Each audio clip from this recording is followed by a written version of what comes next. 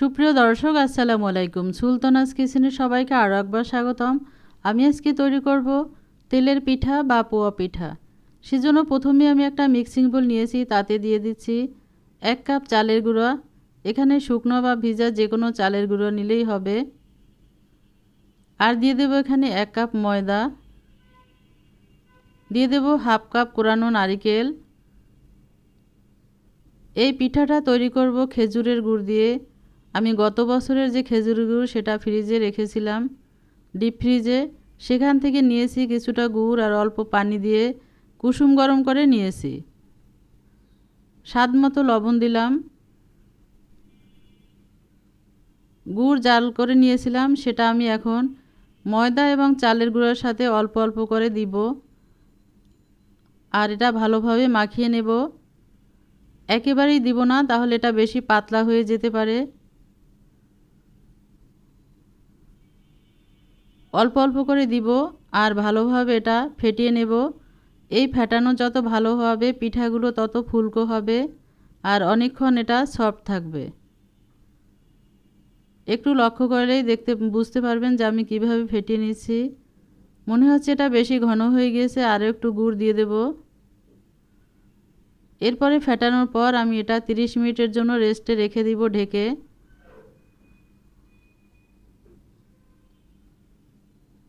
এই পিঠাটা খেতে অনেক বেশি টেস্টি হবে, কারণ এখানে নারকেল এবং খেজুরের গুড় দেয়া আছে। হয়ে গেছে ফেটানো। আমি এবার ঢেকে রেখে দেব 30 মিনিটের জন্য। 30 মিনিট পর ফিরে আসব।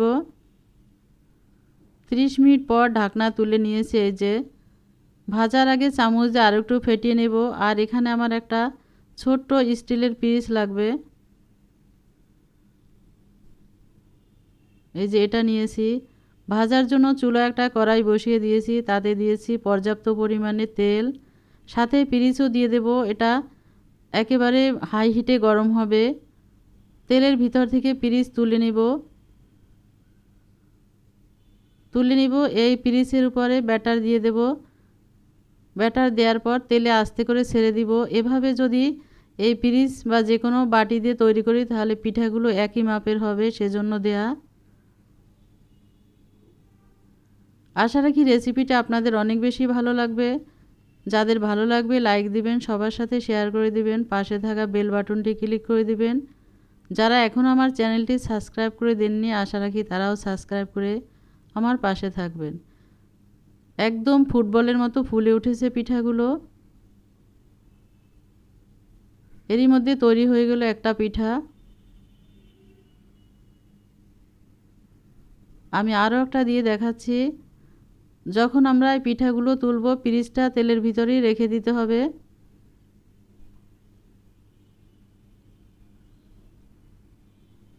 যারা কখনো পিঠা তৈরি করেননি এই তেলের পিঠা, এই রেসিপি ফলো করে তারাও কিন্তু সহজে তৈরি করে নিতে পারবেন।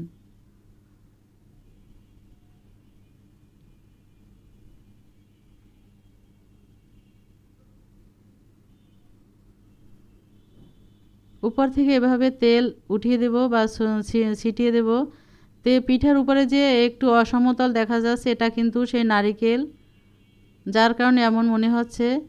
আরও একটি পিঠা তৈরি হয়ে গেল, মনে হচ্ছে যেন আমি ফুটবল তৈরি করে নিচ্ছি, এতটাই ফুলকো হয়েছে।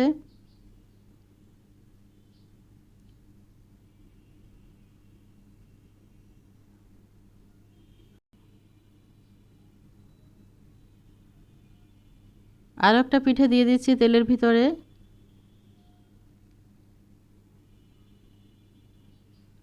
আর এভাবে যদি পিঠা তৈরি করতে গিয়ে পিঠাগুলো খুব সুন্দরভাবে ফুলে ওঠে, তাহলে পিঠা তৈরির আগ্রহটাই বেড়ে যাবে। কি সুন্দরভাবে পিঠাগুলো ফুলে উঠছে।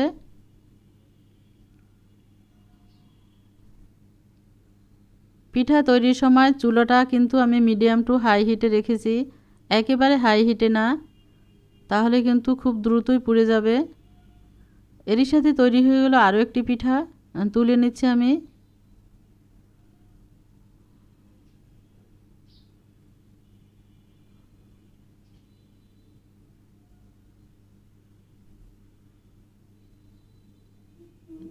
এই শীতে একবার হলেও এভাবে এই তেলের পিঠা তৈরি করে সবার সাথে শেয়ার করে খাবেন। আশা রাখি সবাই অনেক বেশি ভালো লাগবে সবার এবং পছন্দ করবে। এরই সাথে আমার তৈরি হয়ে গেল সব পিঠাগুলো।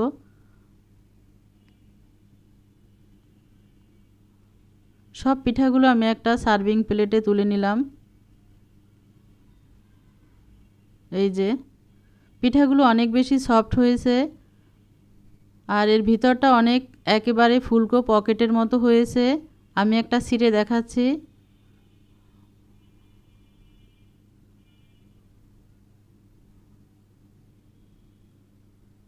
ভিতরে কোনো কাঁচা ভাব নেই, মনে হচ্ছে যেন পকেট।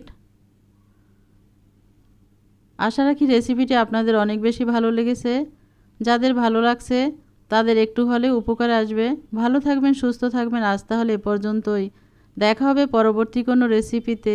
আল্লাহ হাফেজ।